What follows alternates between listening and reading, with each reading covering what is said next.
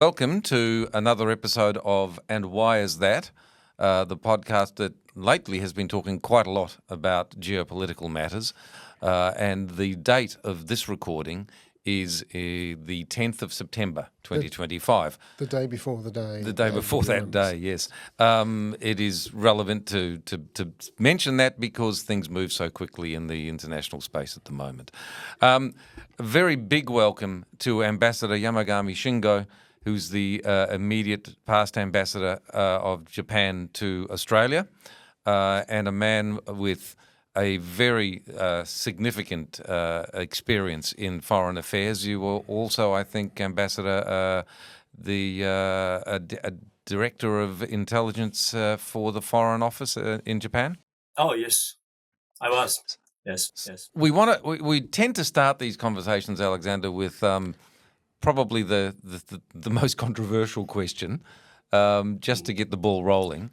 So today there was a meeting in the South Pacific Forum and I did note rather quickly as I came to this recording that the Prime Minister or the leader of Palau, the island of Palau, had made a statement saying we're already at war with China on the basis of the amount of harassment his people are experiencing from the PLA Navy.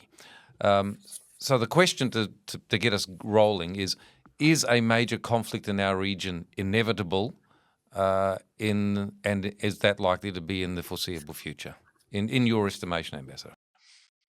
Well, thank you, for asking that very, very, important question, John. And I'd like to say no, as a, agent of peace, as a former, Japanese ambassador to Australia.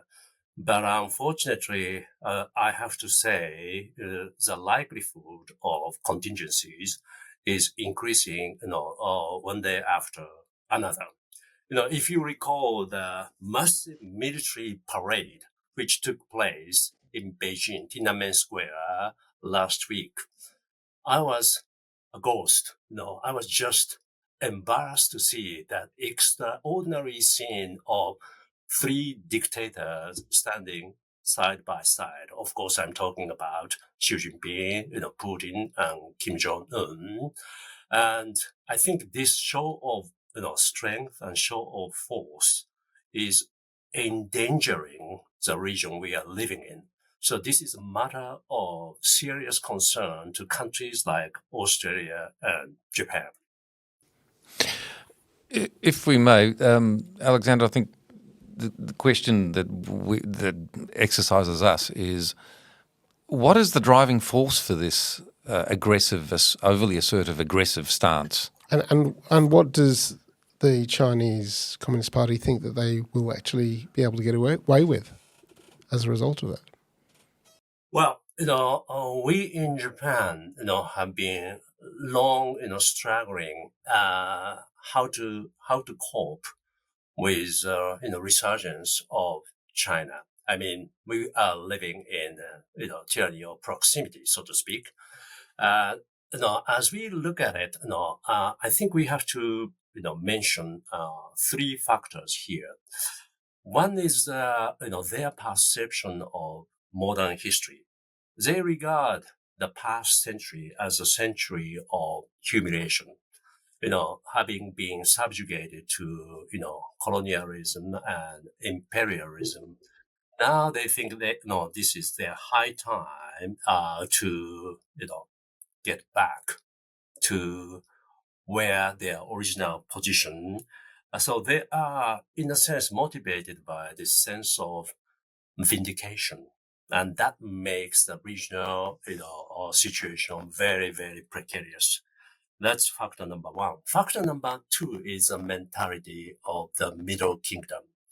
They would like to, situate themselves in the center of not only, this region, but also the entire, world. And they would like to call the shots. This makes, Chinese Communist Party, unstabilizing force in the region. Element number three is their diehard, urge to face up to the United States. In short, they like to be in the driving seat of global politics. So they would like to behave like Americans. So I think these three elements combine together, which is creating turbulence in our region. So it's not simply an ego-driven endeavour of Chairman Xi, which at a simplistic level it may appear if one just reads the media and thinks, well, he's being a bit like Putin. But Putin, again, we spoke to former ambassador, and I'm sure you've met him, former ambassador of Australia to Russia, Peter Tesh. He again explained the historical context of the feeling of humiliation that Putin carries for the loss of the Soviet Union, which is a very similar element to what you've just described. But that the concentration of power in one man, is that even more dangerous, or is there opportunity for that to change when that one man, I know he wants to live to 150, but eventually passes? I think is this overestimation of personal character of Xi Jinping is very misleading. And of course, under Xi Jinping, China has changed. China is now aspiring to be, a powerful nation rather than a rich nation. And this started under, Xi Jinping. That's for sure. And a good example of Xi Jinping's diplomacy is so-called, wolf warrior diplomacy, as you can see in the behavior of Chinese ambassador in Canberra. No, that said, I think, did it start? Did everything start under Xi Jinping? No, that's not the case. I mean, even under Deng Xiaoping, even under Hu Jintao, or even under Jiang Zemin, this military buildup of China had already started. And they wanted to, both rich and strong, they wanted to shed this bitter experience of the century of humiliation. So yes, Xi Jinping is a destabilizing force, but at the same time, you cannot ascribe, everything bad to only, one particular leader. So can I ask, Mr. Ambassador, how does the Japanese political environment recognise this issue, and how do they feel that they can best position themselves to maintain equilibrium in the region? Yeah, thank you, Alexander. That's a very pertinent question. And I've been always asking that question to myself.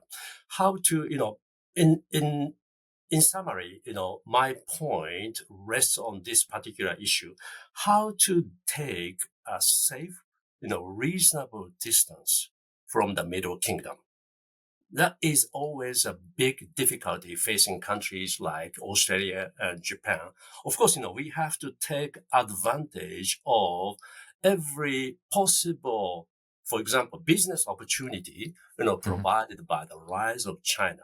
But at the same time, in terms of, political sentiment, or in terms of, national security, defense issues, it is, by far the most dangerous, national security threat we are facing. So, how to take a balance is always a question. So, I've been, reading Japanese history, over so many decades or even over so many centuries. And it is always a struggle. If you get too close to the Middle Kingdom, you either get, too sycophantic, too phoning, or, you get too emotional. Bad example is Imperial Japan, which thought, they could exert certain control over, China, developing country at that time, a big market.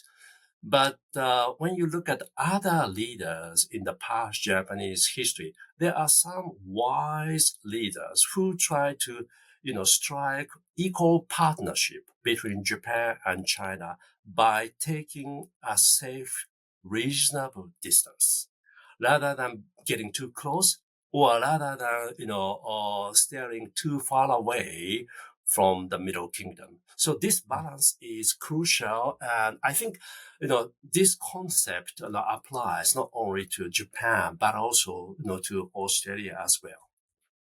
We have, as you've very eloquently described, this balance between the threat to regional security and indeed our security and the need to engage in a trade sense with a dynamic and controlled capitalist, but it is essentially a capitalist natured economy that has been growing. It may have some issues at the moment, but it is still a vast market. Do you think that I mean, you spent now some time in Australia, you've spoken to our leaders. In your view, and as much as you can tell us, are they alive to how difficult that balance is and the need to be seen to be aware of and active in underpinning our defence? Well, if I can be very, very, candid, I mean, Yes. I'm out of government and no, nah, I can speak, freely speak my mind. But if you look at the behavior of certain politicians, both in Australia and in Japan, for example, participating in that massive, ceremony of, jingoism, nationalism, you know, Japan does not have the monopoly of China sycophants. Hmm. Recently, I published a book, my book number 8, titled China Sycophants, Japanese book. And it has become a bestseller in Japan. And I'm referring to a bunch of Japanese politicians and government officials who are so intent on causing up to the Middle Kingdom. But if you look at the behavior of the, former foreign minister or, former premier of the state of Victoria who joined that, this, ominous military parade, I think this kind of behavior is just reinforcing, China's narratives. China won the war against Japan. Give us a break. We didn't fight Chinese communists. We No. just fought Chinese nationalists. Yeah. And we lost the war against the United States Kuomintang. and Yeah. Australia and UK. Yeah. We didn't Yes. lose any battle against Chinese force. But they Yes. are now rewriting history. And this revisionism is being promoted by a number of Japanese politicians and Australian politicians, which is really pathetic. Yeah, Yes. it's a common theme, the rewriting of history to direct the future, isn't it? Really, and to control the future is to build a narrative which is falsely founded on whatever the person who's building the narrative wants to say. By the way, I do hope that your book is translated because I've just finished reading the book that's behind me. And Thank you. yeah, it's a great read and some lovely observations about your time in Australia, and to see things from a Japanese and a foreign perspective of our own country is always, I think, illustrative and informative. Particularly, of course, was impressed by your ongoing battles with magpies. But This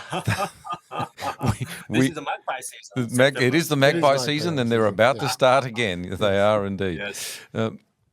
So I had another thought that in Australia, our economy is quite intertwined with the Middle Kingdom.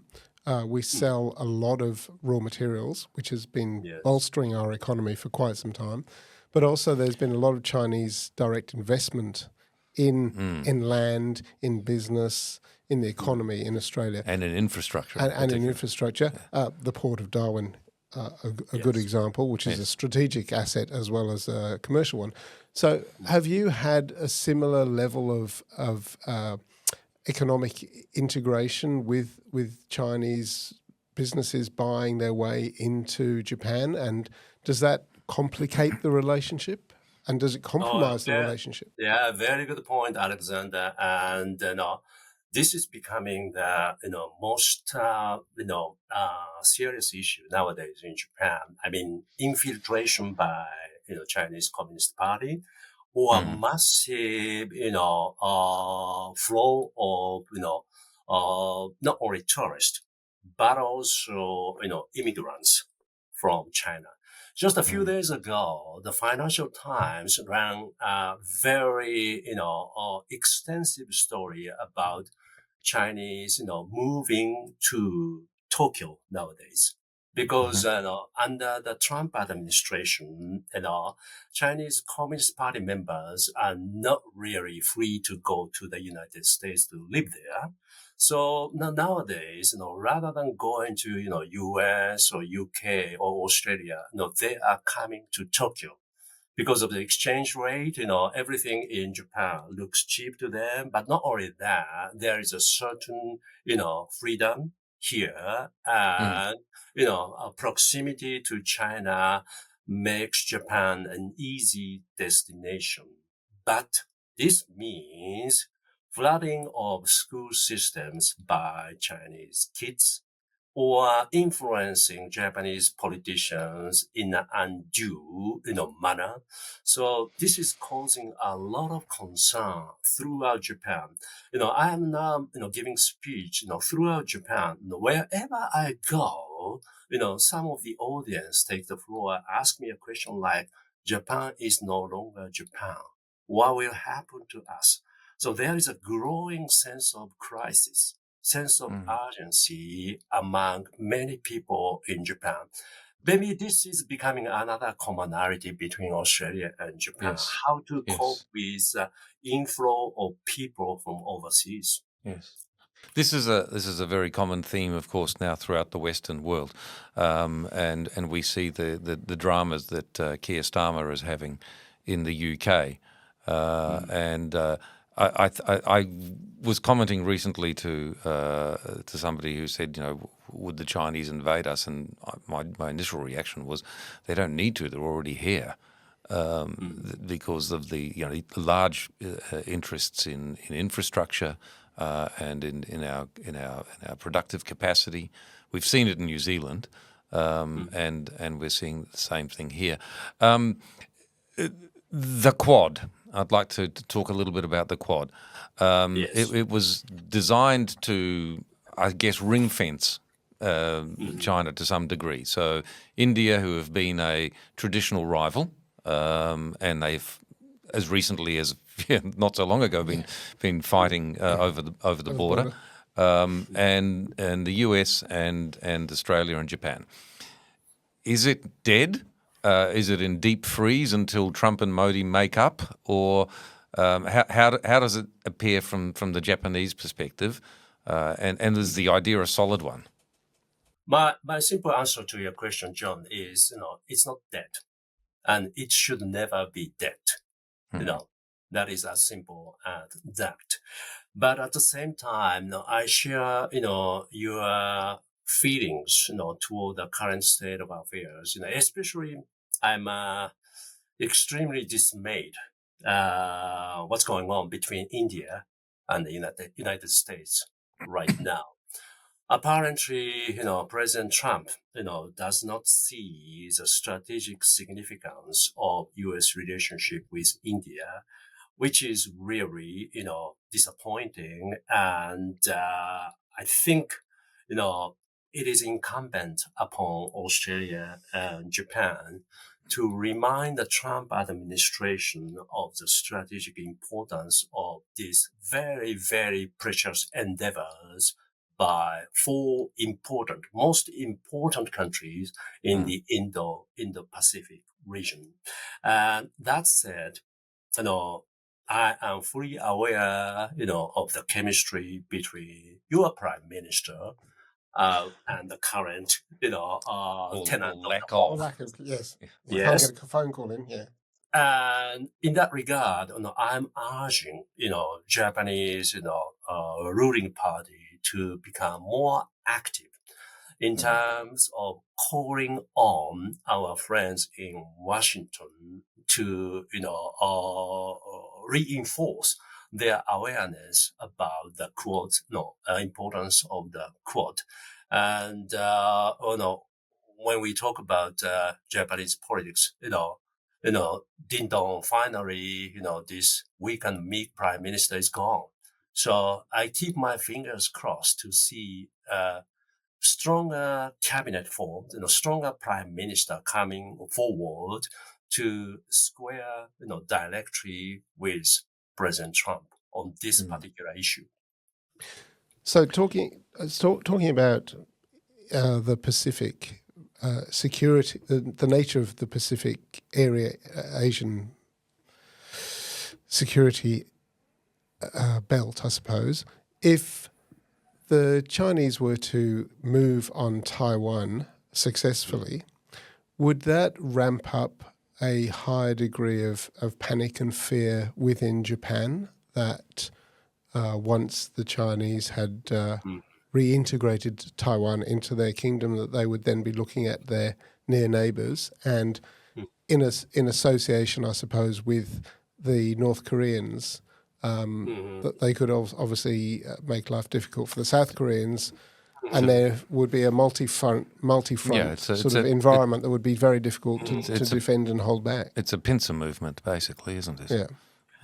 Well, my position, this was true when I was ambassador, and this is, continues to be true when I'm out of government. But we have to do everything to make sure that China would not advance into Taiwan. So we cannot presuppose, Chinese, invasion of Taiwan. We have to make our deterrence, work. But in this context, what really concerns me, the lineup of weak and meek leaders on our part, on the part of liberal democracies, those leaders who are either frivolous or arbitrary or just weak and meek. You know whom I'm talking about. So, I think this gives China, great degree of confidence or even misperception, or, they can go, scot-free while invading Taiwan. And, we have to make sure that it comes with a great cost. It comes with, when they underestimate our prowess or capabilities to push back, they have to pay the high cost. And this is the kind of signal we need to keep on sending to Beijing. On that front, the Australian government has recently decided to buy Japanese Yamagami class frigates. I'm sure you see that as a positive development. But that's great news. Yeah, there is considerable ongoing debate and concern here about the AUKUS deal. So the replacement of the frigates is necessary, and I'd like to hear from you a little bit about what you know about their capabilities, because obviously they were chosen as a superior platform. But the AUKUS deal, with the intention to have at least 6 nuclear subs, is looking shaky. Again, as you described it, it would appear a lack of chemistry between our administration and that in Washington. I think, I'm the one to firmly believe, not only Australia, but also Japan should get nuclear submarines from the US and UK. So in that regard, I would like to call on new Prime Minister of Japan to work with Australia to make, AUKUS a great success story. I mean, if AUKUS does not go through, does not get implemented, it will send a very, very wrong signal, both to Beijing and Pyongyang and Moscow. We have to make sure that will never take place. So in this regard, I think, Australia and Japan should, join hands, not only join voices together, but join hands in urging US to, exert the right leadership on this issue. One would hope that playing to President Trump's desire to always be seen as a winner would have some sway, certainly, because I'm sure he does not. He even went as far as to issue a rather caustic tweet on his Truth Social, or post on his Truth Social about that military parade. So it clearly stings him personally. I would have thought, as a long-standing and a lifelong diplomat, are these the sorts of levers that need to be used? I think it needs to be utilized to the fullest. He is a politician, not liking to be underestimated. A lot, not like he doesn't like to be, under evaluated. So in that regard, these three, autocrats standing together, on the Tiananmen Square, conspiring against the U.S., according to the words of Donald Trump, I think this sent an effective signal to Trump in terms of, reminding him of, importance of U.S. relationship with its important allies, Australia and Japan included.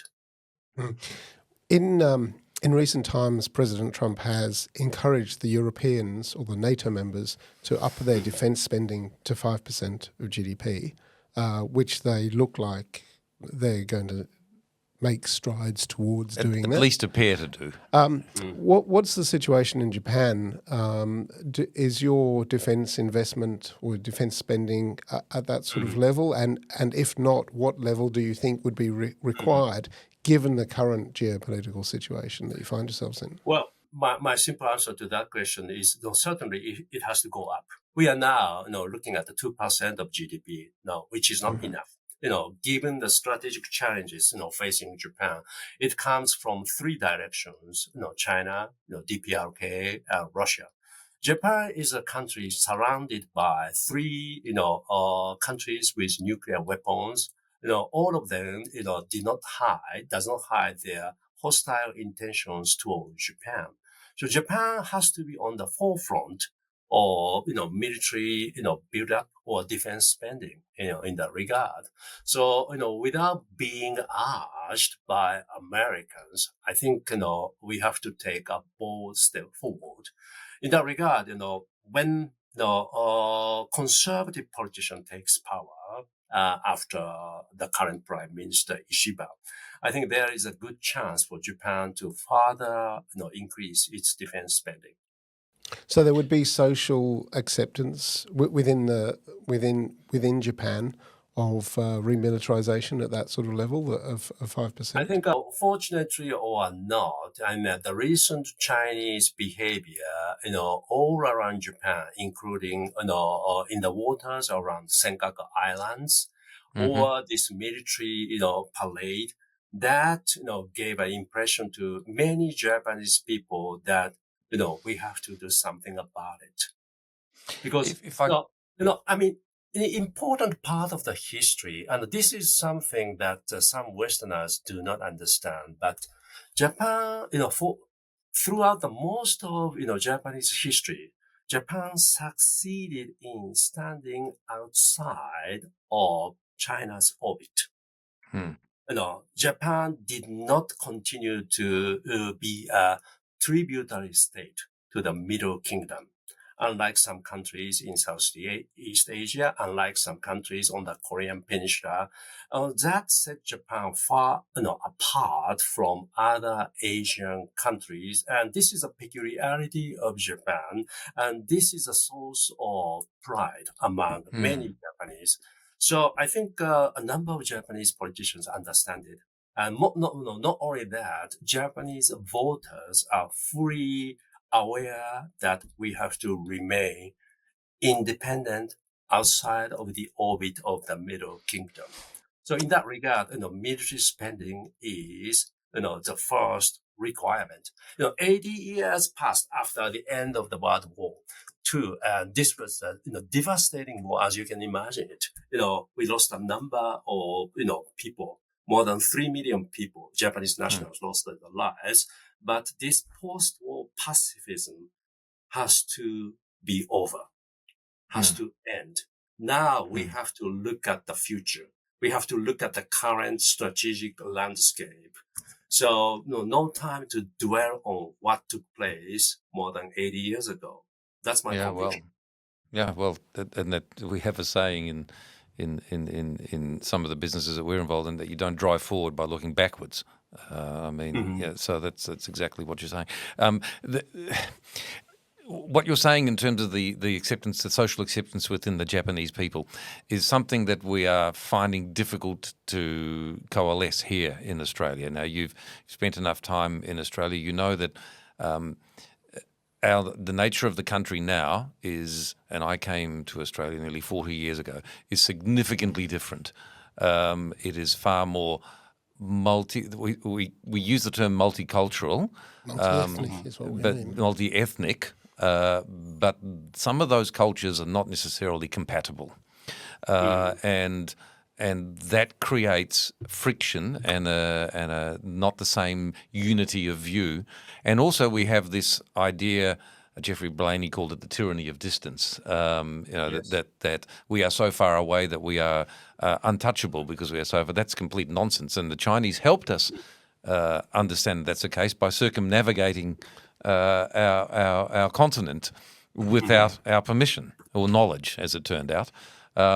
So, in your observation of Australia, clearly Australia needs to spend more on its defence? Do you think, in your observation of the people, that the risk has to become much more alive? And for you, it's much more alive because you look across the Sea of Japan and there is the enemy, potential enemy, yeah, or the aggressor, for want of a better name. I think under the current, strategic environment, the word, tyranny of long distance should be a dead word. Because, infiltration and cyber attack transcend long distance. It doesn't matter whether COVID you will are not far say. away. See? Mm. Yes, you are lucky in a situation whether, you can avoid the direct, attack of, intermediate missiles from the Chinese continent. That's for sure. But, Australians themselves are fully aware that when it comes to infiltration among politicians or direct investment in national security infrastructure or, influence peddling or cyber attack, Australia, has been the target of the Middle Kingdom. So yes, like Japan, which is suffering from tyranny or proximity, as I said, but it doesn't matter where you are far away or not. We are both living in the same region in the Pacific, and the peace and prosperity of this region matters both to Australia and to Japan. National interest of Australia and Japan require us to work together to maintain, peace and stability in this region.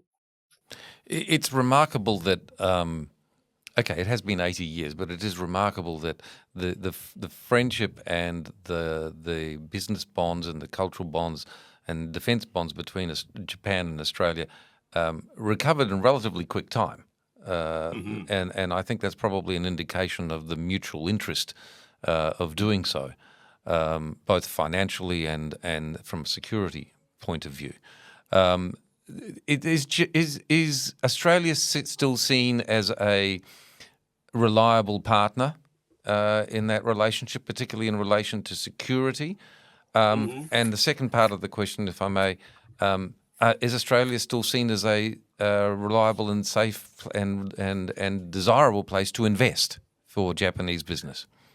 I, agree with your observation of how far, we have come, Australia and Japan, since the end of the Second World War.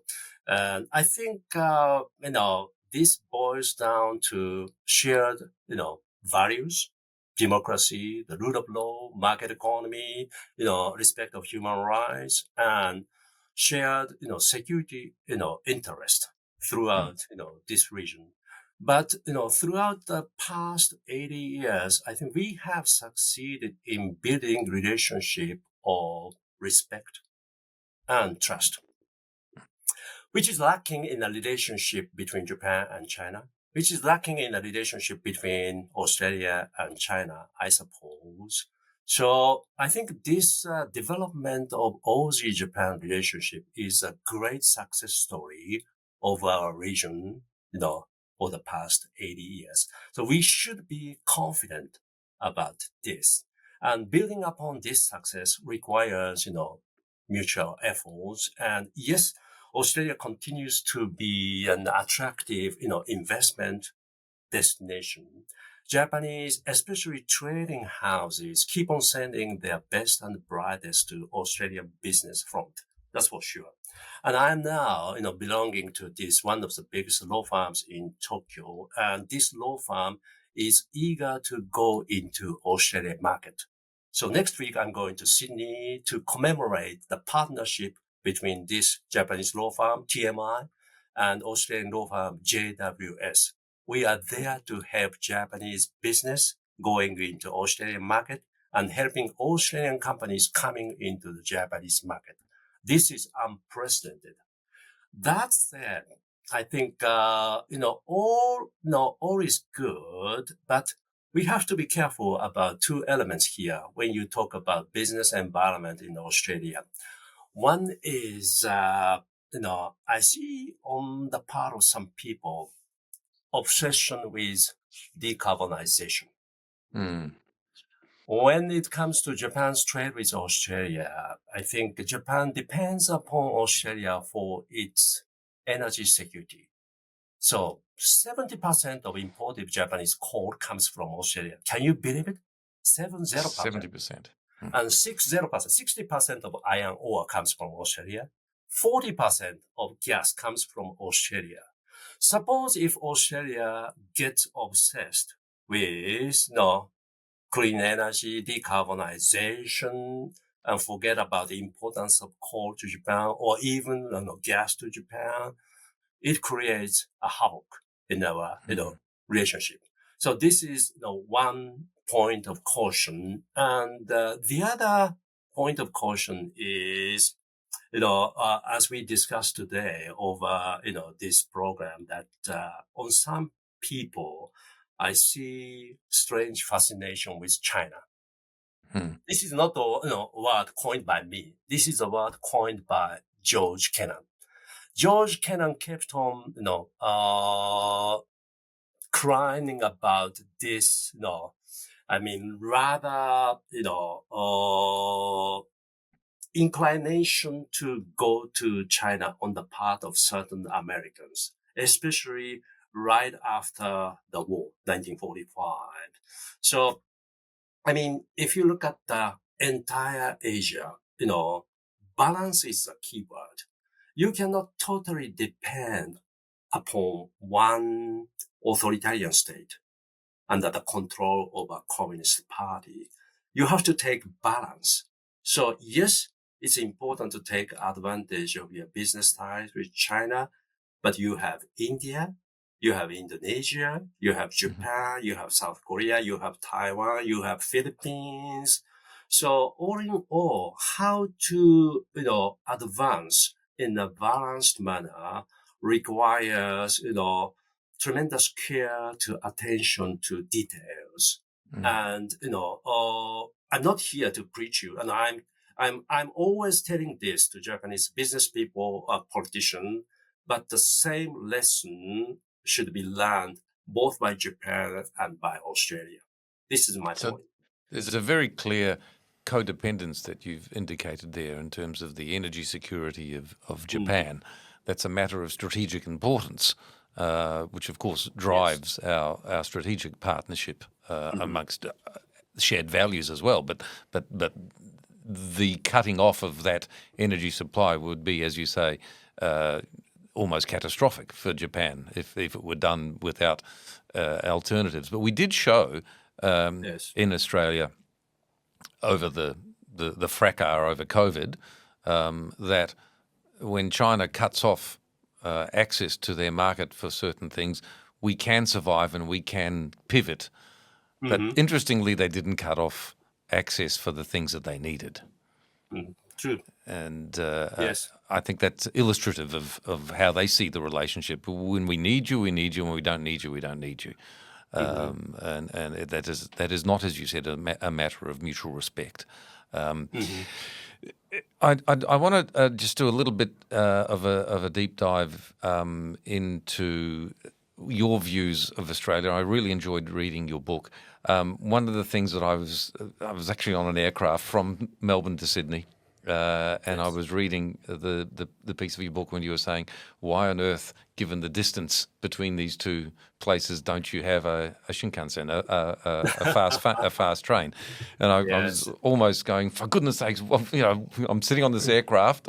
It took me X amount of time to get to the airport, Y amount of time to get back from the airport to whatever, and I could go from point to point in almost the same time. We also had the debate about nuclear power. What's Japan has nuclear power, and you've had an incident. We all understand that, but there is new technology in nuclear power. On both of those fronts, is that something you think that Japan would be willing to help Australia to execute, to finally do the fast rail we've talked about for decades and never done? Good luck. And we don't have a train to the airport in Melbourne. We don't have. We can't even get a train to the airport. To Sydney from Melbourne. We can't even get a train to the airport. But to finally start thinking about some future infrastructure investments that are past just the greening of everything. Yes, definitely. No, if Japan can help Australia, with its new frigates, why not Japan helping Australia with nuclear power plant and high speed rail? Incidentally, I'm now moving among three places, Tokyo, Karuizawa, and Kyoto, because I have a law firm to attend to in Tokyo. I have a university to teach, at Kyoto. I have a right to, book to write in Karuizawa, Nagano. But in order to move from one place to, one of the other two, I always use bullet train, Shinkansen.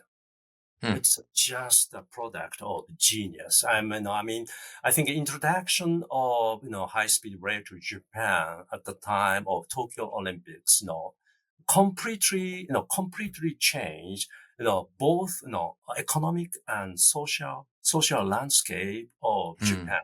And the same thing can happen in Australia. Already Taiwan and India, have decided to introduce, Japanese version of high-speed rail, Shinkansen, to their own countries. If Taiwan and, India, would do that, my question to my Aussie friends, Aussie mates is, why not Australia?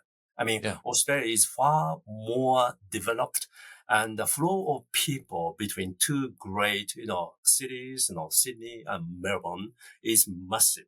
So I think, always, some Aussie friends tell me, it doesn't make any sense, financially, blah, blah, blah.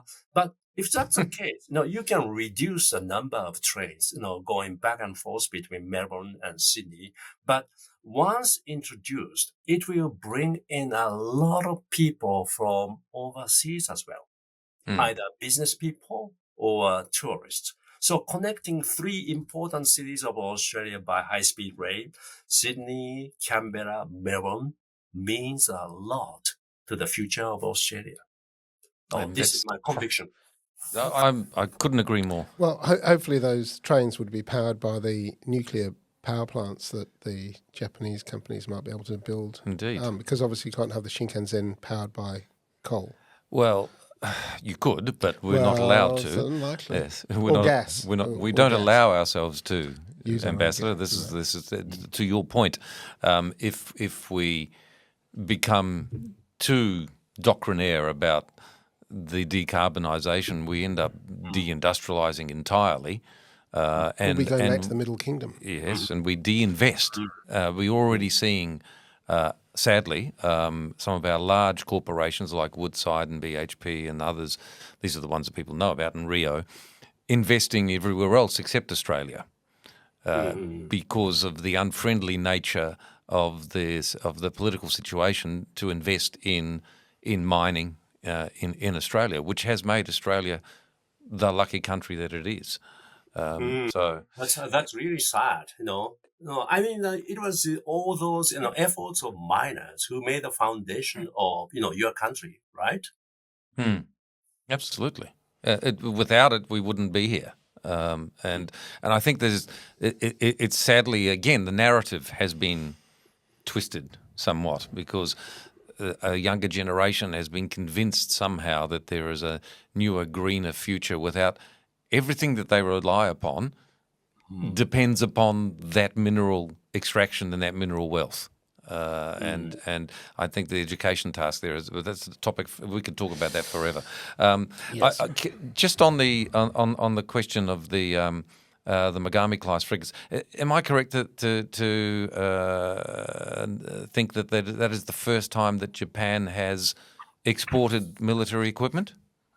Australia. Well, it's not the first time because we have already, exported certain, ships to Southeast Asian countries or Okay. even, communication radar to the countries like the Philippines. But Mhm. when it comes to, big ticket item like, frigates, it is the first time. So you're right. And I think this means a lot for the future of, Japan, Australia strategic, special and strategic, partnership. We all have, recollections of, failed sales of Japanese, Soryu type submarines. And, building on that, bitter lesson, now, we have, made a big step forward. But at the same time, some part of me, keeps on, cautioning me, this is not the moment of complacency. This is not the moment of euphoria because the contract is yet to be concluded. And when you look at the French experiences, when it comes to delivery timing, when it comes to price, we have to learn a lot from our friends in Paris. If I may, Also, if I may interrupt, I think we share the view that yes. that the Japanese productivity and reliability probably exceeds that of our French friends. And maybe some of Okay. our own people Thank you as for your well. compliment.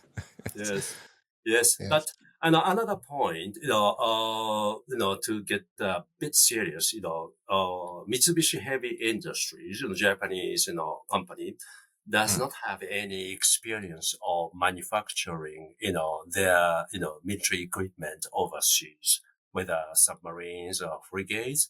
So the first three ships will be bought on the off the shelf from Yeah. Mitsubishi. But when it comes to the next eight, we are going to build them, in Western Australia. So that requires, ingenuity, that requires, strong support by both governments, Australia Yes. and Japan. We certainly think that it's a very positive step. It's a very Yes. positive step. Just moving away from our friends in the Middle Kingdom for a moment. I'm very interested in the general Japanese populace's view of Australia. We always like to know what other people think of us, and we see Japan as this this highly populous, very efficient, and very respectful society with very clear rules and very clear standards. A little bit different to ours, who are a little bit We woolly. have no standards. Well, no, that's not fair, but it's a bit woollier. How is it perceived in Japan? How is Australia seen? I think Australia, is enjoying a very positive image among, many Japanese. That's for sure. I mean, yes, we had, dark chapter in our, bilateral relationship. Of course, now I'm referring to the, Second World War, but that was short-lived. And, even before the war or after the war, by and large, we have been enjoying very, cordial relationship. I would call it a relationship of, mutual respect and trust. Australia has its own characteristics and Japan has its own peculiarities, but respecting each other, brought us a long way. So yes, there are certain differences in our custom and, behavior, language, culture, history, but isn't that interesting? Countries, far away and so apart, come, this so close. And like I said, I think I, consider it as a great success story in our region. So yes, I'd like to see more Aussies, coming to Japan to have a, good and close look at what's happening, in a country which you regard as Asia's best friend of Australia. And we would like to see more Japanese, going into Australia for, college study or business or even to lead a married life. So I think this is going to be a mutually, beneficial relationship for many centuries to come. Yeah. Well, look, I think there's a deep fascination on the part of Australians with Japan, and I think you know that that Japan is one of the most popular destinations for Australian tourists. Anyone I talk to inevitably says to me, "Have you been to Japan?" And sadly, I haven't, and I will do very soon. Oh, you should. Yes. In fact, some of my friends have been touring Japan recently. My daughter went a couple of years ago with some of her friends, but I get the feeling that maybe Japan doesn't market itself efficiently or sufficiently well in Australia as a destination for young people for holidays. But maybe that's because Bali is much more Bali's alluring very close and cheaper. and cheap. Yes, and cheap. But certainly there's plenty to see and do. And Ambassador, we thank you so much for your time. Well, thank you. Thank you for having me. We're coming to the end of our program. Just one final question, just to wrap it up. If you were to give one piece of advice to your government and our government in dealing with our friends from Beijing, what would it be? I think my simple advice to politicians of both our countries, is, just stand tall and believe in yourself. I mean, don't be so phoning. Don't be sycophantic. This is something, Chinese will despise. Yes. On those wise words, Very good. thank you again so much for your time. We're Thank you for having me. very grateful, and I look forward to catching up with you in Japan rather than. You have to come to my place in Carissa. Lots of Aussie toy animals are waiting for you, including magpie. Including a magpie. Thank you so much.